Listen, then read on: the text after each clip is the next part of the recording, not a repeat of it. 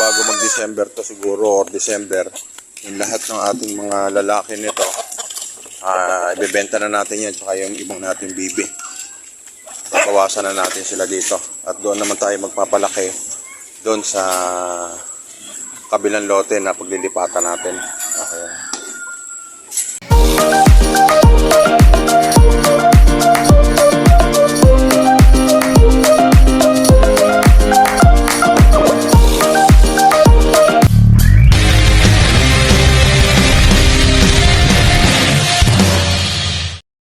Isang napakagandang hapon muli sa atin. Oras na naman tayo ng pagpapakain dahil si Joel at tayo lumabas.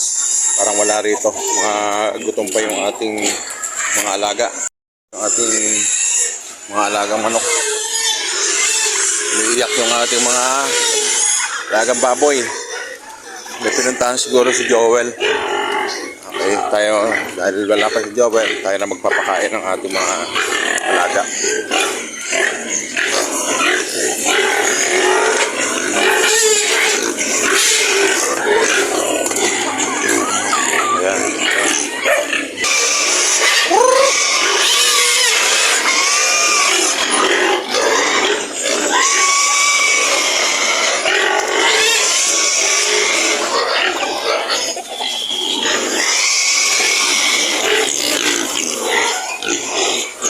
Mga nasa baba naman, nag-aabang na rin.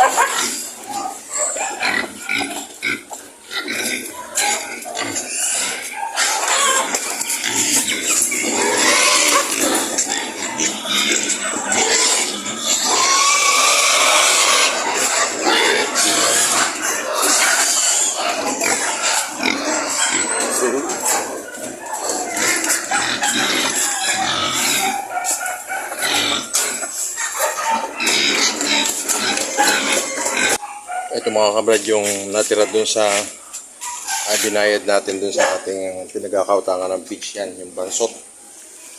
Ito rin yung dalawa rito. Ito yung mga bansot nun.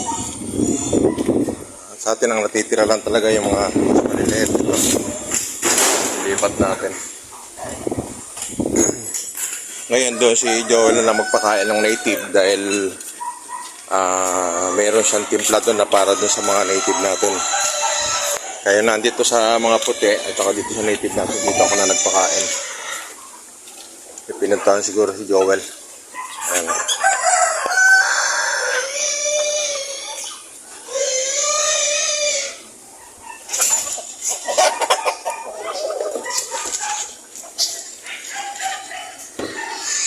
Bukas, kailangan na natin ng page. Wala ng page.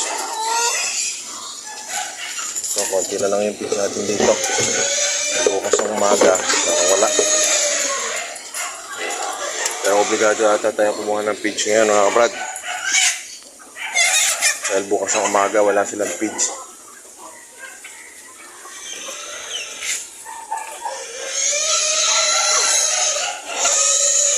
Bagay naman doon sa sa mga native naman natin doon. Ay pakakain ni Joel doon yung may sapal ng taho at saka yung fermented natin na banana trunks. Haluan lang ng konting pitch. Kaya lang bukas wala na talaga ito sa kain. Obligado na tayong bumili na naman ng pitch. Makasaglit muna siguro tayo, mga kablog. Punta muna tayo din sa ating pinagkakautangan ulit.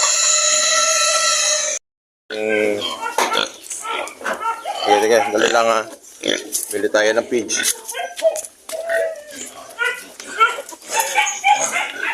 Yan mga nakaabang ng ating mga maliliit dito.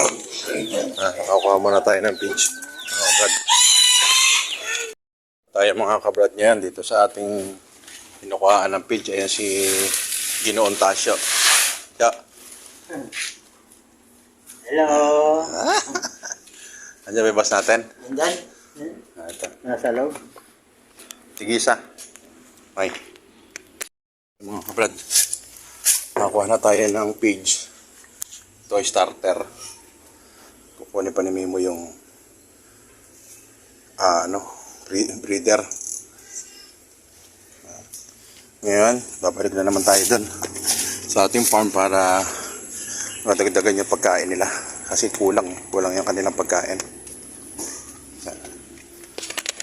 Complete natin na yan yung breeder.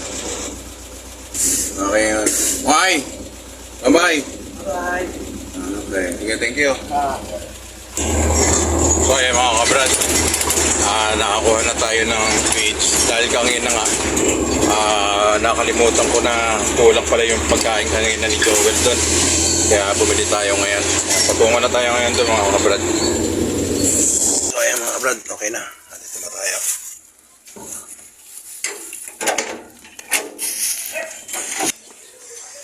Sa pa mga kabrad, ito rin yung ating bagumpisang sisiw, mga ating manok. Kaya lang marami rin hindi napisa, pero marami napisa niya. Bali 12. Kaya lang hindi na inupuan. Marami rin ito, hindi na upuan na ito.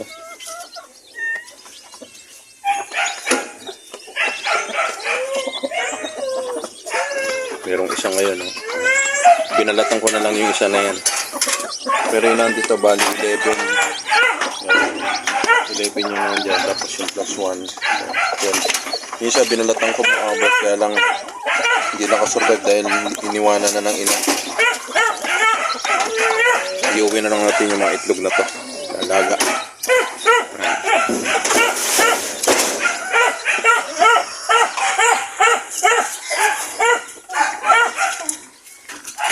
Tapos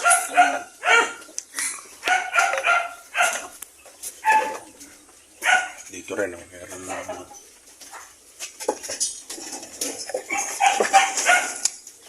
pero well kulang yung inahin natin ha.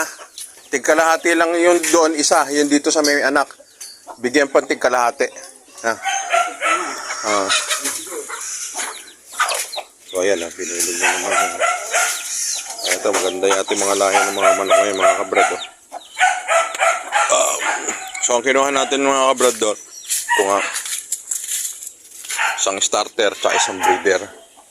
Ito maabot lang to ng 3 days. Yan, 3 days, 3.5 days yan yung inaabot lang ng ating page sa ating mga alaga.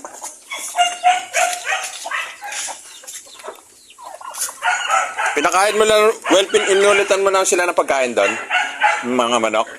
Binigyan po sila ng pagkain. Okay, may sapal.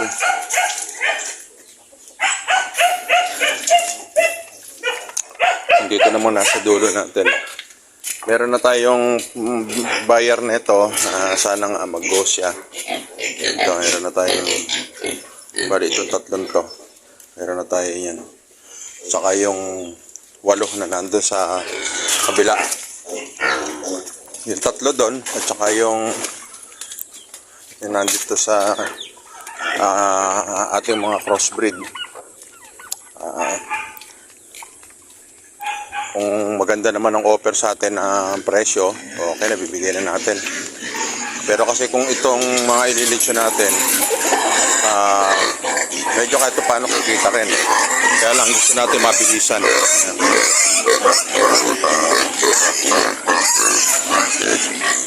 Ito, yan. Yung gagawin kasi natin, inahin yan. Saka ito. Ang lahat na yan, 2, 4, 6, 8. Kung ito, ang presyo kong binigay sa kanya, 4, 5. Lahat, malaki. Mura na yan. Ito, binigay pa rin ni Joel pala ito ng sapal. Kasi nung umalis tayo, wala si Joel. Ayan.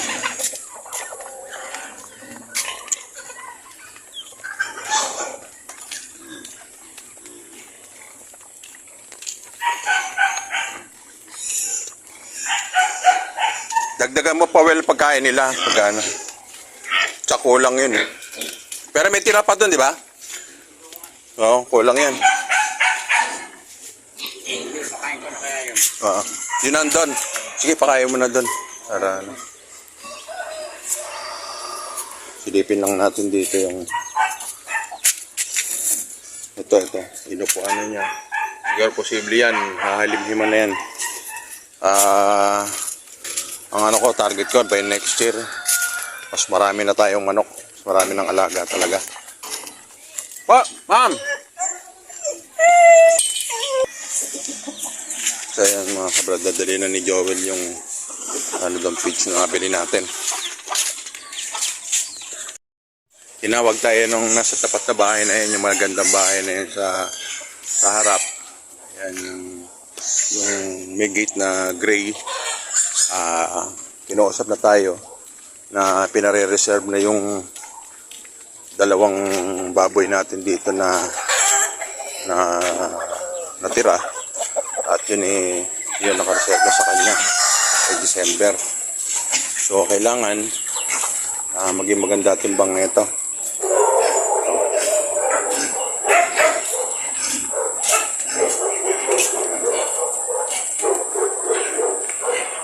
Ito yung sinasabi ni Ma'am na by December, makabrad yung dalawa na to. Sakto lang naman to sa isang litsunin. Tapos yung kakatayin, pwede na to. Sakto to sa December. Yung dalawa na to. So yan ang antayin natin mga kabrad.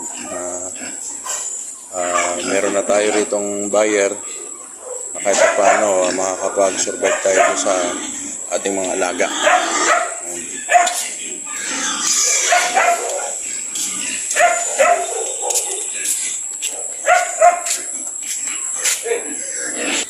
So ayan, lagyan yung pangawel konti. Ano may breeder?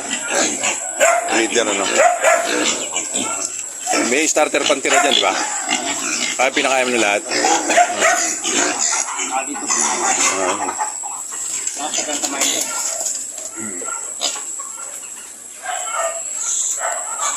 So ayaw kasi ni Ma'am ng medyo maliit yung mga native dahil naawa daw siya. Kaya ang kailangan ni Ma'am yung medyo malaki. So ayan. So ayan mga kabrad, maganda naging maghapon natin yan. Unang-una syempre, walang ulan, maliwalas ang panahon.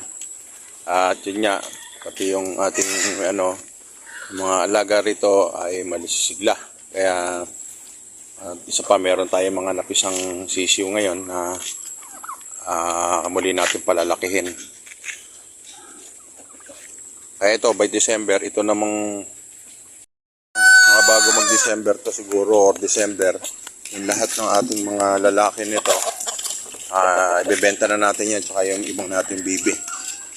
Bawasan na natin sila dito. At doon naman tayo magpapalaki doon sa kabilang lote na paglilipatan natin. Okay mga kabrad. Ayan, muli mga kabrad, maraming salamat sa ating lahat. God bless po.